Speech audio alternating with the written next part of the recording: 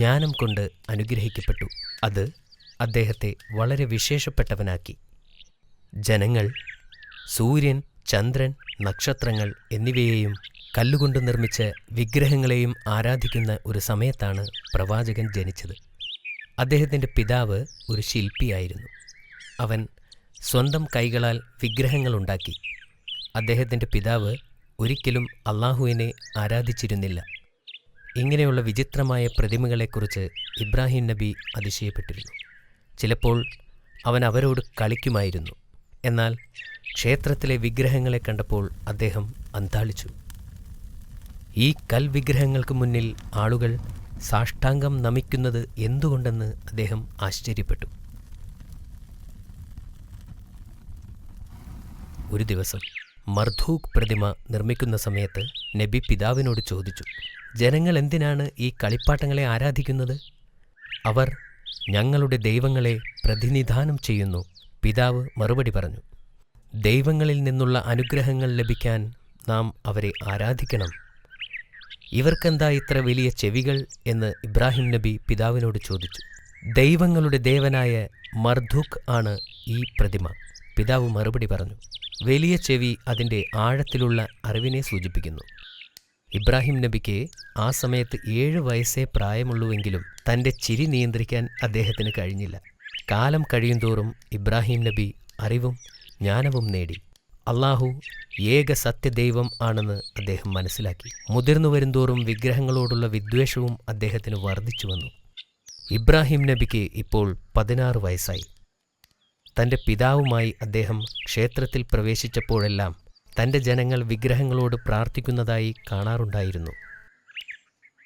തൻ്റെ ജനം പാപമോചനം തേടുന്നതിന് യാഗങ്ങൾ അർപ്പിക്കുന്നതായി അദ്ദേഹം കണ്ടു.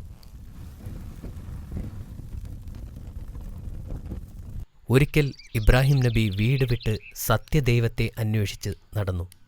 വളരെ കാലം അദ്ദേഹം അലഞ്ഞു തിരിഞ്ഞു. ഒടുവിൽ അദ്ദേഹം ഒരു മലയിലെത്തി. അദ്ദേഹം മലമുകളിൽ കയറി ഒരു ഗുഹയുടെ അടുത്തെത്തി. അവൻ വളരെ കാലം അവിടെയിരുന്നു. ഒരിക്കൽ അദ്ദേഹം വളരെ തിളങ്ങുന്ന ഒരു നക്ഷത്രത്തെ കണ്ടു. നക്ഷത്രത്തിൻ്റെ സൗന്ദര്യത്തെ കണ്ടപ്പോൾ ഈ നക്ഷത്രം അള്ളാഹുവാണെങ്കിലോ എന്ന് അദ്ദേഹം സംശയിച്ചു. കുറച്ച് സമയത്തിന് ശേഷം നക്ഷത്രം അപ്രത്യക്ഷമായി. നക്ഷത്രം അള്ളാഹുവല്ല എന്ന് അദ്ദേഹം മനസ്സിലാക്കി. സത്യദൈവം ഒരിക്കലും മാറിപ്പോവുകയോ അപ്രത്യക്ഷമാവുകയോ ചെയ്യില്ല.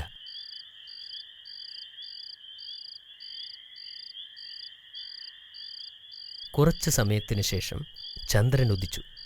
ചന്ദ്രൻ വളരെ മനോഹരമായിരുന്നു. അതിനാൽ ചന്ദ്രൻ അള്ളാഹു ആണെന്ന് ഇബ്രാഹിം നബി കരുതി. നബി കുറച്ചുനേരം ചന്ദ്രനിലേക്ക് തന്നെ നോക്കി നിന്നു. പക്ഷേ ഏതാനും മണിക്കൂറുകൾക്ക് ശേഷം ചന്ദ്രൻ ചക്രവാളത്തിൽ നിന്നും അപ്രത്യക്ഷമാകുമ്പോൾ അതുമല്ല ദൈവം എന്ന് അദ്ദേഹം മനസ്സിലാക്കി. ഇബ്രാഹിം നബി വളരെ നിരാശനായിരുന്നു.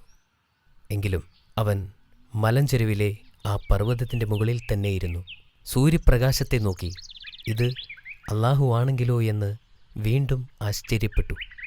വൈകുന്നേരങ്ങളിൽ സൂര്യൻ ചക്രവാളത്തിൽ അസ്തമിച്ചപ്പോൾ അത് ദൈവമല്ല എന്ന് അദ്ദേഹം മനസ്സിലാക്കി. സത്യദൈവം ഒരിക്കലും അസ്തമിക്കില്ല. യഥാർത്ഥ ദൈവത്തെ ഒരിക്കലും സൃഷ്ടിക്കാൻ കഴിയില്ലെന്ന് ഇബ്രാഹിം നബി മനസ്സിലാക്കി.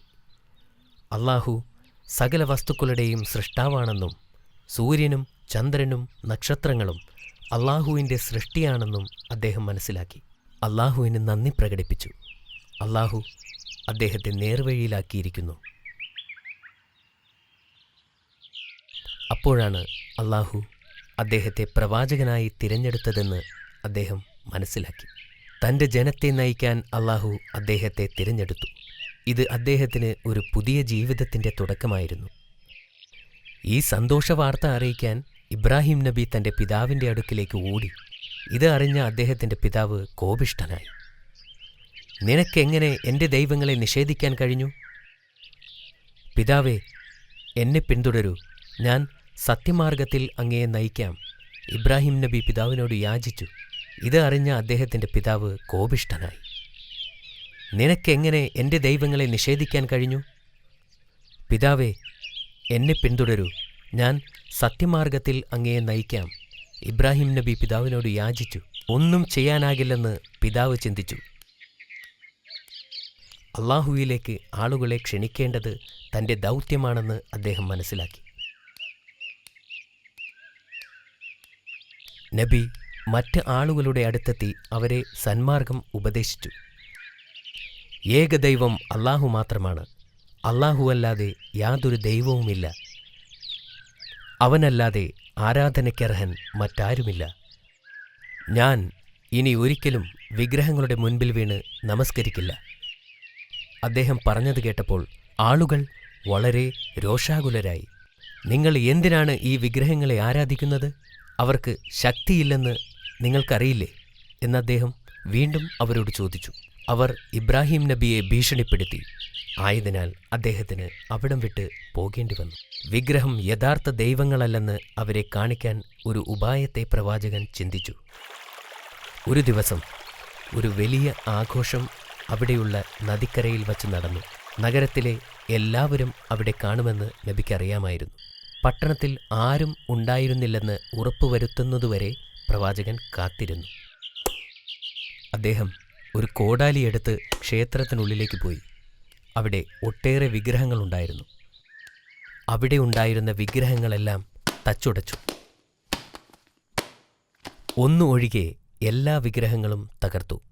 അത് ആ ക്ഷേത്രത്തിലെ ഏറ്റവും വലിയ പ്രതിമയാണ്. ഈ പ്രതിമയുടെ കഴുത്തിൽ ഒരു കോടാലി വച്ച് അദ്ദേഹം ക്ഷേത്രത്തിൽ നിന്ന് ഇറങ്ങി. പിറ്റേ ദിവസം നഗരത്തിലെ ആളുകൾ ആരാധനയ്ക്കായി ക്ഷേത്രത്തിൽ ചെന്നപ്പോൾ വിഗ്രഹങ്ങൾ തകർന്നു തരിപ്പണമായത് കണ്ട് അവർ ഞെട്ടി. വിഗ്രഹങ്ങളുടെ കഷ്ണങ്ങൾ ചുറ്റിലും ചിതറിക്കിടക്കുകയായിരുന്നു.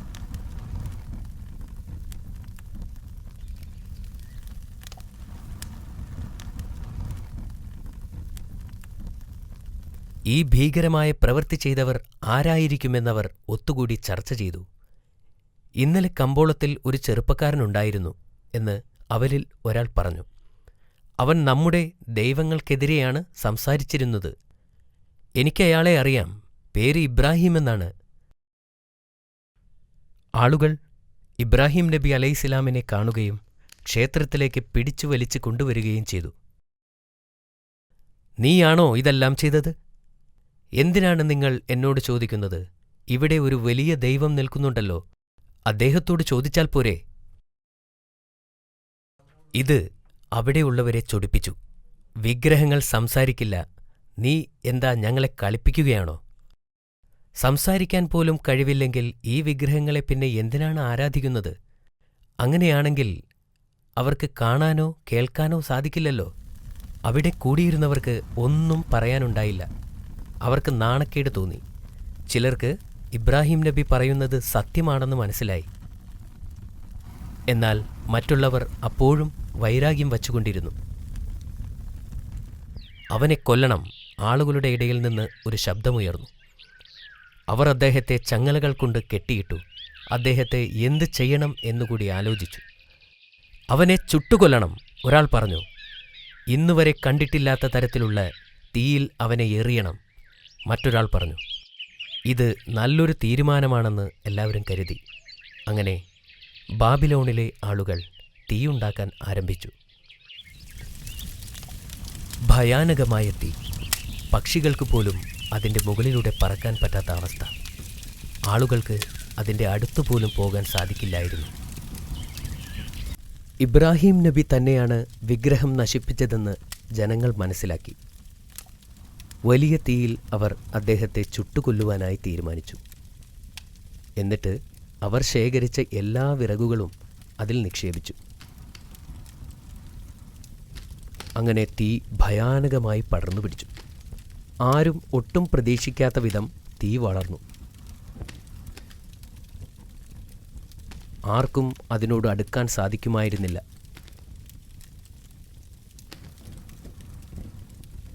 പക്ഷികൾ പോലും അതിനു മുകളിൽ പറക്കാൻ കഴിയാത്ത അത്ര ഉയരം. ബാബിലോണിലെ ഈ വലിയ തീപിടുത്തത്തെക്കുറിച്ച് പലരും കേട്ടു. ഈ പ്രതിഭാസം കാണാൻ അവർ നഗരത്തിലേക്ക് ചെന്നു. അപ്പോൾ ഇബ്രാഹിം നബി അലൈഹിസ്സലാമിൻ്റെ കൈയും കാലും കെട്ടിയിട്ട് ഒരു കവണയിൽ കയറ്റി നിർത്തി അദ്ദേഹത്തെ തീയിലേക്കെറിഞ്ഞു. പെട്ടെന്ന് തന്നെ സ്വർഗത്തിൽ നിന്നും ഒരു ദൂതൻ പ്രവാചകന്റെ മുന്നിൽ പ്രത്യക്ഷപ്പെട്ടു. അദ്ദേഹത്തോട് ചോദിച്ചു, എന്തെങ്കിലും ആഗ്രഹമുണ്ടോ? തന്നെ തീയിൽ നിന്നും രക്ഷിക്കാൻ അദ്ദേഹത്തിന് വേണമെങ്കിൽ അപേക്ഷിക്കാമായിരുന്നു. എന്നാൽ അദ്ദേഹം പറഞ്ഞു, അള്ളാഹു എന്നെ ഇഷ്ടപ്പെടുവാൻ മാത്രമേ ഞാൻ ആഗ്രഹിക്കുന്നുള്ളൂ. പിന്നീട് സംഭവിച്ചത് അത്ഭുതമായിരുന്നു. അദ്ദേഹം തീയിൽ ചെന്ന് വീണപ്പോൾ തണുപ്പാണ് അനുഭവപ്പെട്ടത്. അദ്ദേഹത്തെ കെട്ടിയിട്ടിരുന്ന കയറല്ലാതെ മറ്റൊന്നും കത്തിയില്ല.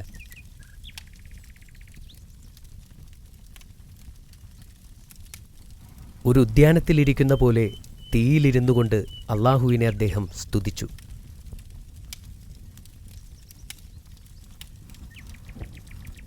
എന്താണ് അവിടെ സംഭവിക്കുന്നതെന്ന് ജനങ്ങൾക്കറിയാൻ സാധിച്ചില്ല.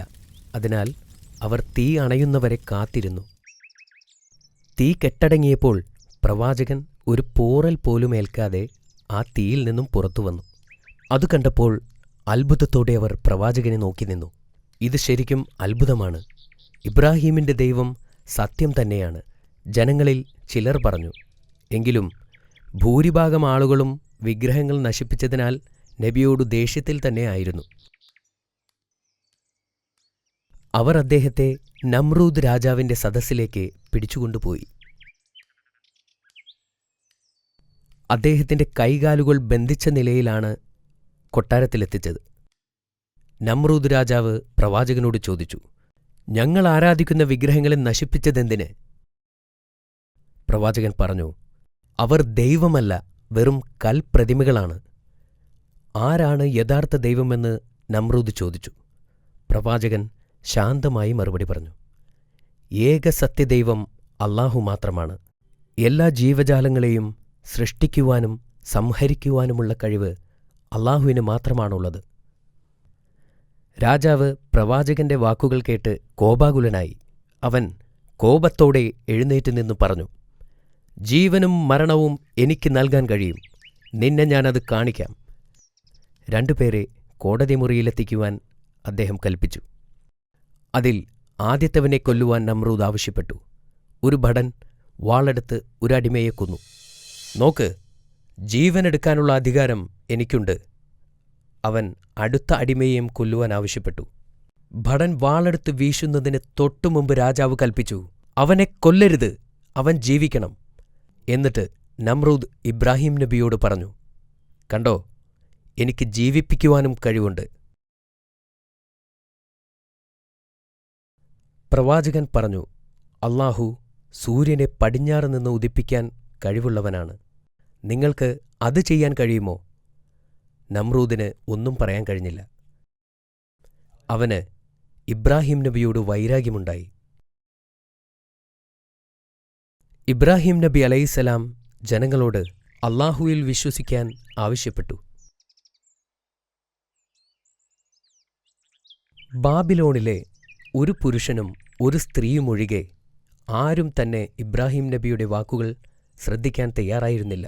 ആ സ്ത്രീയുടെ പേര് സാറ എന്നും പുരുഷന്റെ പേര് ലൂത്ത് എന്നുമായിരുന്നു. ലൂത്ത് പിന്നീട് പ്രവാചകനായിത്തീർന്നു.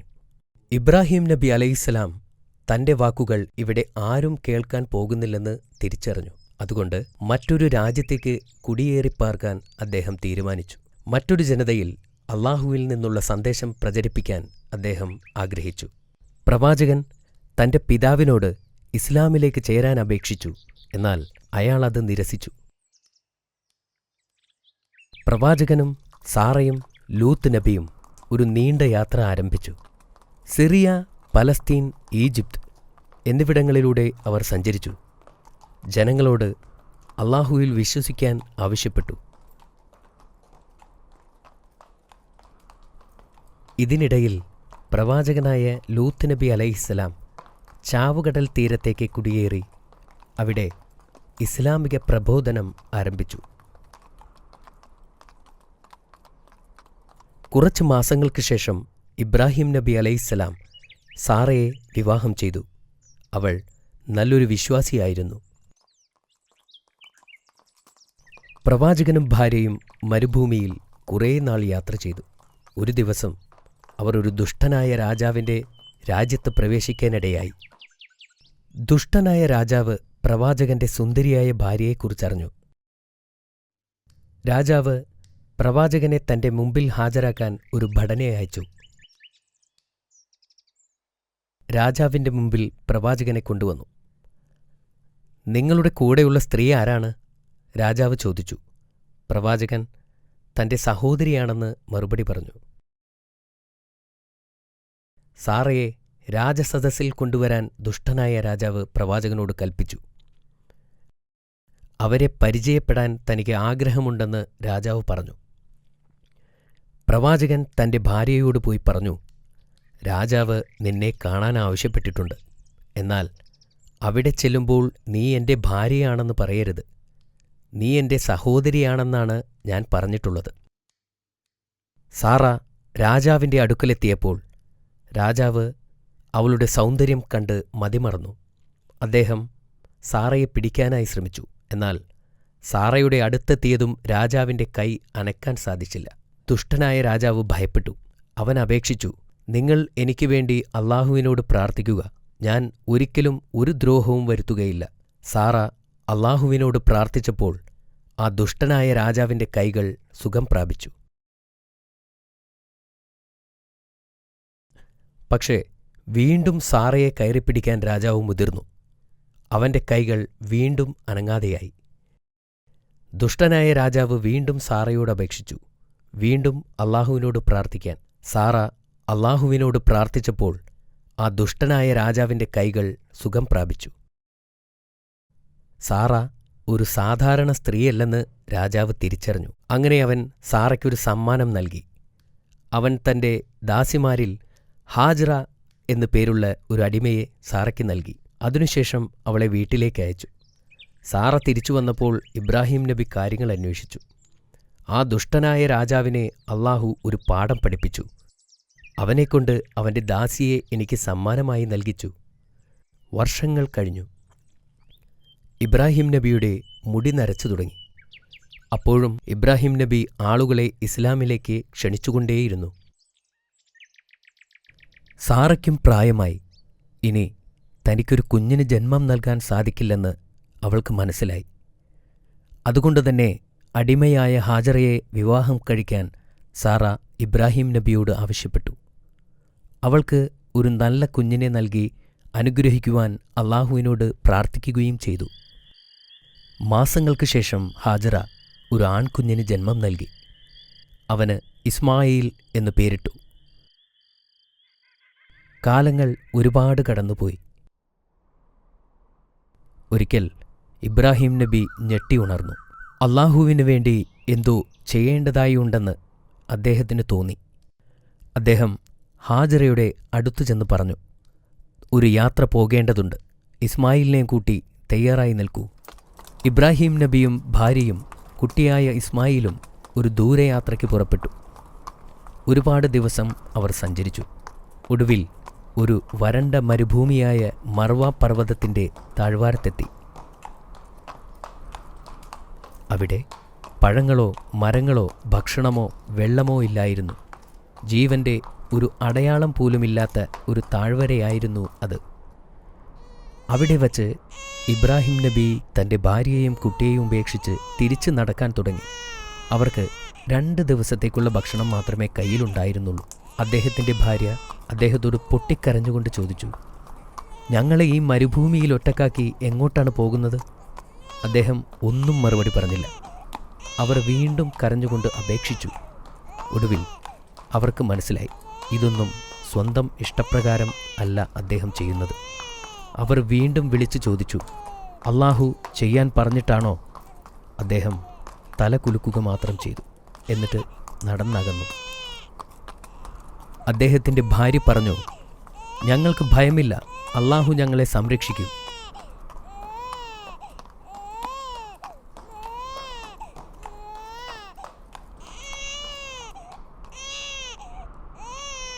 തൻ്റെ ഭാര്യയ്ക്കും കുഞ്ഞിനും ആവശ്യമുള്ള ഭക്ഷണവും വെള്ളവും സംരക്ഷണവും നൽകി അനുഗ്രഹിക്കാൻ ഇബ്രാഹിം നബി അള്ളാഹുവിനോട് പ്രാർത്ഥിച്ചുകൊണ്ടിരുന്നു. ഹാജറയും കുഞ്ഞ് ഇസ്മായിലും ആ മരുഭൂമിയിൽ ഒറ്റപ്പെട്ടു.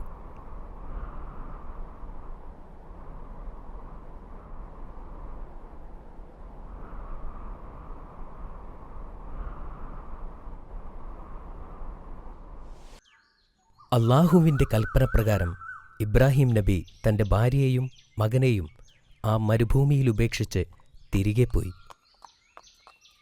ഹാജറയുടെ കയ്യിൽ വെറും 2 ദിവസത്തേക്കുള്ള ഭക്ഷണം മാത്രമേ ഉണ്ടായിരുന്നുള്ളൂ. അതും കഴിഞ്ഞു. ഹാജറ ബാക്കിയുണ്ടായിരുന്ന വെള്ളം കുടിച്ചതിനാൽ അവരുടെ കുട്ടിക്ക് പാല് കൊടുക്കാൻ കഴിഞ്ഞു.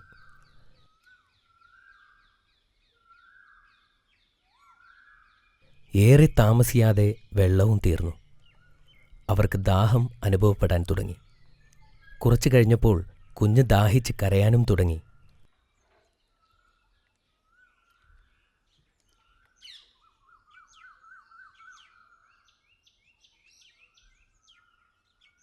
അവർ അടുത്തുള്ള മർവ പർവ്വതത്തിലേക്ക് ഓടിക്കയറി. അവിടെ ആരെങ്കിലും കാണുകയോ എന്തെങ്കിലും ലഭിക്കുകയോ ചെയ്തിരുന്നെങ്കിലെന്ന പ്രതീക്ഷ അവർക്കുണ്ടായിരുന്നു. പക്ഷേ അങ്ങനെ ഒന്നും കാണാൻ സാധിച്ചില്ല. തുടർന്ന് അടുത്തുള്ള പർവ്വതമായ സഫയിലേക്ക് ഓടി. അവിടെയും ഇത് തന്നെയായിരുന്നു അവസ്ഥ. അങ്ങനെ അവർ 7 തവണ സഫയ്ക്കും മർവയ്ക്കും ഇടയിലൂടെ ഓടി. ഒടുവിൽ ഹാജറ അവശയായി. അവർ കുട്ടിയുടെ സമീപം വന്നിരുന്നു. അപ്പോൾ അവർ ഒരു ശബ്ദം കേട്ടു. അവർ അത് എന്താണെന്നറിയാൻ വേണ്ടി കാതോർത്തു നിന്നു. വീണ്ടും ആ ശബ്ദം കേട്ടപ്പോൾ അവർ ചോദിച്ചു, നിങ്ങൾ ആരാണെങ്കിലും അള്ളാഹു നിങ്ങളെ എനിക്ക് കേൾപ്പിച്ചു തന്നു. എന്നെ സഹായിക്കാൻ കഴിയുമോ?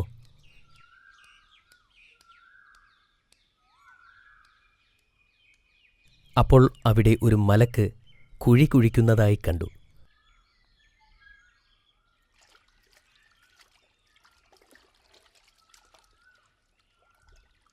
വെള്ളം കണ്ടപ്പോൾ ഹാജറ ഓടിച്ചെന്ന് അതിന് തടം കെട്ടാൻ തുടങ്ങി. അവർ അതിൽ നിന്നും വെള്ളം കുടിക്കുകയും പാത്രത്തിൽ ശേഖരിക്കുകയും തൻ്റെ കുഞ്ഞിൻ്റെ അടുത്തേക്ക് ഓടിച്ചെല്ലുകയും ചെയ്തു. ആ ഉറവ പൊട്ടിയ സ്ഥലം സംസം എന്നറിയപ്പെട്ടു. ഏതാനും ദിവസങ്ങൾക്ക് ശേഷം ചിലർ മക്കയിലൂടെ സഞ്ചരിക്കുകയായിരുന്നു. അപ്പോൾ പക്ഷികൾ മർവ പർവ്വതത്തിന് ചുറ്റും വട്ടമിട്ട് പറക്കുന്നതായി ശ്രദ്ധയിൽപ്പെട്ടു. അവിടെ വെള്ളം ഉണ്ടാകാനുള്ള സാധ്യതയുണ്ടെന്ന് അവർ മനസ്സിലാക്കി. അവർ മർവയിലേക്ക് നീങ്ങി. അവർ അവിടെ എത്തിയപ്പോൾ അവിടെ നിൽക്കുന്ന സ്ത്രീയെയും കുഞ്ഞിനെയും കണ്ട് അവർ അത്ഭുതപ്പെട്ടു. ഈ വെള്ളം ഉപയോഗിക്കാൻ അവർ ഹാജറയോട് അനുവാദം ചോദിച്ചു. അതുപോലെ ഒരുപാട് ആളുകൾ മർവയിലേക്ക് വരാൻ തുടങ്ങി. അവിടെ മനുഷ്യവാസം ആരംഭിച്ചു. ഇസ്മായിൽ നബി വളർന്നു വലുതായി. അദ്ദേഹം മർവ നിവാസികളുടെ അടുക്കൽ നിന്നും അറബി പഠിച്ചു. അദ്ദേഹം വളരെ നല്ല ബാലനായി വളർന്നു. അദ്ദേഹത്തിൻ്റെ നന്മകൾ കാരണം എല്ലാവരും അദ്ദേഹത്തെ ആദരിച്ചു. അദ്ദേഹം തൻ്റെ പിതാവിനെക്കുറിച്ച് ആലോചിക്കാറുണ്ടായിരുന്നു. ഒരു ദിവസം ഇബ്രാഹിം നബി തിരികെ വരുമെന്ന് അദ്ദേഹത്തിന് അറിയാമായിരുന്നു. ഇസ്മായിൽ നബി ഒരു വിവാഹം കഴിച്ചു. സമാധാനപരമായി ജീവിതം നയിച്ചു. ഇബ്രാഹിം നബി വളരെ അസ്വസ്ഥനായിരുന്നു. അദ്ദേഹം തൻ്റെ ഭാര്യയെയും മകനെയും കാണാൻ ഏറെ ആഗ്രഹിച്ചിരുന്നു. ഒരിക്കൽ അദ്ദേഹം അവരെ കാണാൻ മക്കയിലേക്ക് പോകാൻ തീരുമാനിച്ചു. ഏറെക്കാലം സഞ്ചരിച്ച് അദ്ദേഹം മക്കയിലെത്തി.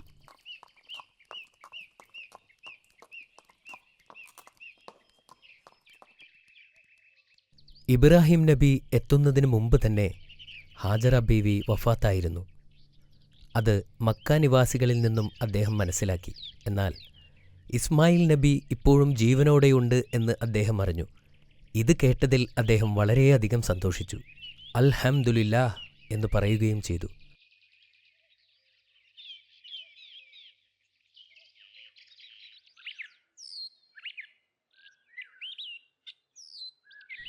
ഇസ്മായിൽ നബി പിതാവിനെ കണ്ടതും ഓടിച്ചെന്ന് അദ്ദേഹത്തെ കെട്ടിപ്പിടിച്ചു. അദ്ദേഹത്തിന് സ്വന്തം കണ്ണുകളെ വിശ്വസിക്കാനായില്ല. ഏറെ കാലങ്ങൾക്ക് ശേഷം തൻ്റെ പിതാവിനെ കണ്ടതിൽ അദ്ദേഹം വളരെയധികം സന്തോഷവാനായിരുന്നു. അവർക്ക് ഇരുവർക്കും ഇത് വളരെ സന്തോഷമുണ്ടാക്കിയ സമയമായിരുന്നു. ഒരിക്കൽ അല്ലാഹു ഇബ്രാഹിം നബിയെ പരീക്ഷിക്കാൻ തീരുമാനിച്ചു.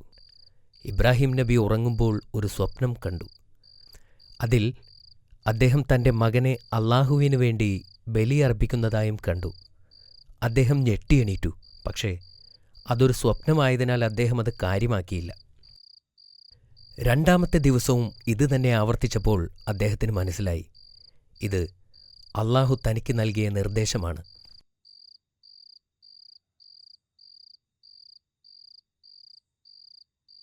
ഇബ്രാഹിം നബി ഇസ്മായിൽ നബിയെ വിളിച്ചു. താൻ കണ്ട സ്വപ്നത്തെക്കുറിച്ച് പറഞ്ഞു. അപ്പോൾ ഇസ്മായിൽ നബി പറഞ്ഞു, അല്ലാഹു അങ്ങയോട് എന്തു പറഞ്ഞുവോ അത് ചെയ്യുക. അടുത്ത ദിവസം അവർ ഒരു കത്തിയും കയറുമായി അറഫ പർവ്വതത്തിന് മുകളിലേക്ക് പോയി.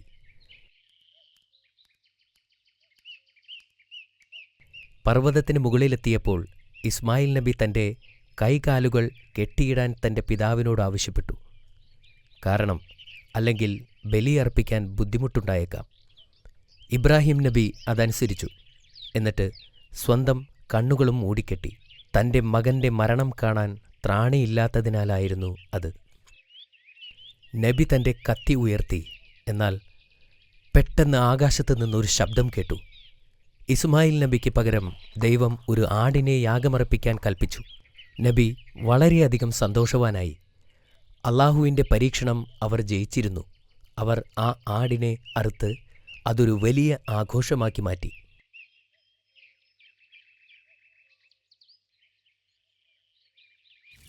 അവർ ഇരുവരും അല്ലാഹുവിലേക്ക് ആളുകളെ ക്ഷണിച്ചുകൊണ്ടേയിരുന്നു. അവർക്ക് എന്നാൽ ആരാധനയ്ക്ക് പറ്റിയ ഒരിടം ഇല്ലായിരുന്നു. അപ്പോൾ അല്ലാഹു അവരോട് തനിക്ക് വേണ്ടി ഒരു ഭവനം നിർമ്മിക്കാൻ ആവശ്യപ്പെട്ടു. അല്ലാഹു അവരോട് കഅബ നിർമ്മിക്കാൻ ആവശ്യപ്പെട്ടു. അത് ഇബ്രാഹിം നബി തൻ്റെ മകനോടും പറഞ്ഞു. അല്ലാഹു പറഞ്ഞത് തന്നെ നമുക്ക് ചെയ്യാം എന്നദ്ദേഹം മറുപടി നൽകി. അവർ കഅബ നിർമ്മിക്കാൻ തുടങ്ങി. ഇസ്മായിൽ നബി കല്ലുകൾ കൊണ്ടുവരുകയും ഇബ്രാഹിം നബി ആ ജോലി ആരംഭിക്കുകയും ചെയ്തു.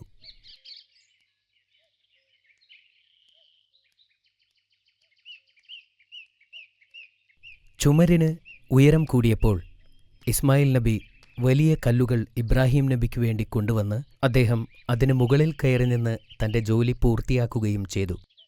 അതിൻ്റെ മൂലക്കല്ല് സ്ഥാപിക്കാൻ ഇസ്മായിൽ നബിയോട് കല്ല് ശേഖരിക്കാനായി ആവശ്യപ്പെട്ടു. അദ്ദേഹം വളരെ ക്ഷീണിതനായിരുന്നു. എങ്കിലും കല്ല് ശേഖരിക്കാനായി പോയി. അന്നേരം മലക്കുകൾ ഇബ്രാഹിം നബിക്ക് സ്വർഗത്തിൽ നിന്നും ഇറക്കപ്പെട്ട കല്ല് കൊണ്ടുവന്ന് കൊടുത്തു.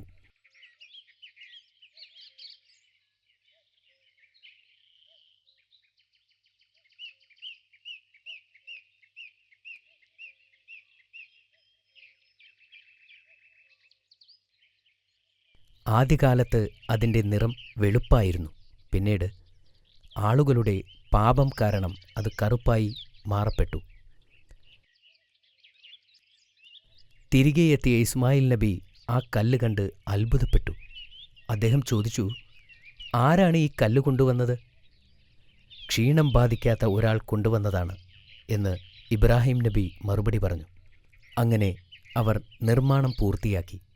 അവർ ചെയ്ത ഈ കർമ്മം സ്വീകരിക്കാനായി അല്ലാഹുവിനോട് പ്രാർത്ഥിച്ചു. അല്ലാഹു അതിൽ വളരെ സംതൃപ്തനായിരുന്നു. എല്ലാവരോടും കഅബയിൽ വന്ന് തീർത്ഥാടനം ചെയ്യാൻ ആഹ്വാനം ചെയ്തു. അത് ഇബ്രാഹിം നബിയുടെ ജനത അനുസരിക്കുകയും ചെയ്തു.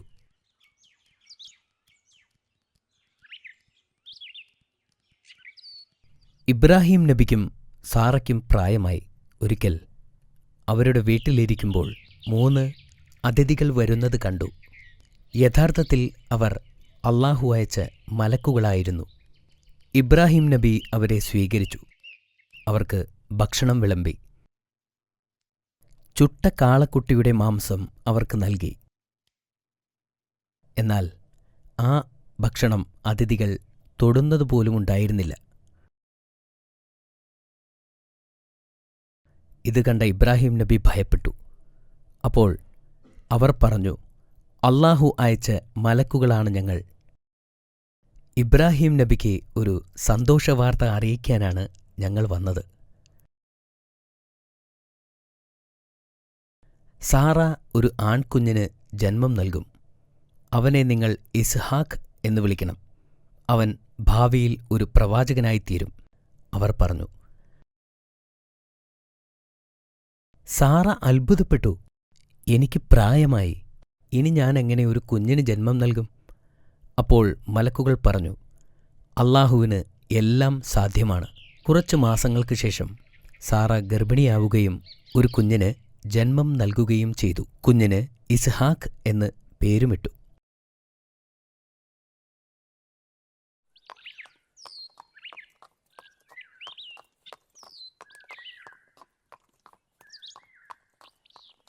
വർഷങ്ങൾക്കു ശേഷം ഇബ്രാഹിം നബി തന്റെ മകനെ കാണാൻ വേണ്ടി തിരികെ വന്നു. അദ്ദേഹം വീട്ടിലെത്തിയപ്പോൾ ഇസ്മായിൽ നബി വീട്ടിലില്ലായിരുന്നു. ഇസ്മായിൽ നബിയുടെ ഭാര്യ അവിടെ ഉണ്ടായിരുന്നു. അദ്ദേഹം അവരുടെ സുഖവിവരം അന്വേഷിക്കാൻ തുടങ്ങി. എന്നാൽ അവർ പരാതിക്കെട്ട് അദ്ദേഹത്തിൻ്റെ മുമ്പിൽ അഴിച്ചുവച്ചു. ഇബ്രാഹിം നബിക്ക് മനസ്സിലായി, അള്ളാഹുവിൻ്റെ അനുഗ്രഹങ്ങൾ അവൾ ആലോചിക്കുന്നു പോലുമില്ലല്ലോ. ആ സ്ത്രീ തൻ്റെ മകന് പറ്റിയ ഭാര്യയല്ലെന്ന് അദ്ദേഹം മനസ്സിലാക്കി. അദ്ദേഹം തൻ്റെ മകന് മനസ്സിലാകുന്ന തരത്തിൽ ഒരു സന്ദേശം അവൾക്ക് നൽകി. ഇസ്മായിൽ നബി വരുമ്പോൾ അദ്ദേഹത്തോട് സലാം പറയാൻ അദ്ദേഹം ആവശ്യപ്പെട്ടു. ഈ ഗോപുരത്തിൻ്റെ പൂമുഖം മാറ്റുവാൻ നീ അവനോട് പറയണം എന്നദ്ദേഹം പറഞ്ഞു. ഇസ്മായിൽ നബി തിരിച്ചു വന്നപ്പോൾ അദ്ദേഹം കാര്യങ്ങൾ അന്വേഷിച്ചു. അവർ ഇബ്രാഹിം നബി പറഞ്ഞ കാര്യങ്ങൾ അദ്ദേഹത്തോട് പറഞ്ഞു. ഇത് കേട്ടപ്പോൾ തൻ്റെ പിതാവ് എന്താണ് ഉദ്ദേശിച്ചതെന്ന് ഇസ്മായിൽ നബിക്ക് മനസ്സിലായി. അദ്ദേഹം അവളോട് പറഞ്ഞു, എൻ്റെ പിതാവ് എന്നോട് പറഞ്ഞത് നിനക്ക് വിവാഹമോചനം നൽകാനാണ്. ഇനി നിനക്ക് നിന്റെ വീട്ടിലേക്ക് പോകാം. അവർ അവരുടെ വീട്ടിലേക്ക് മടങ്ങി.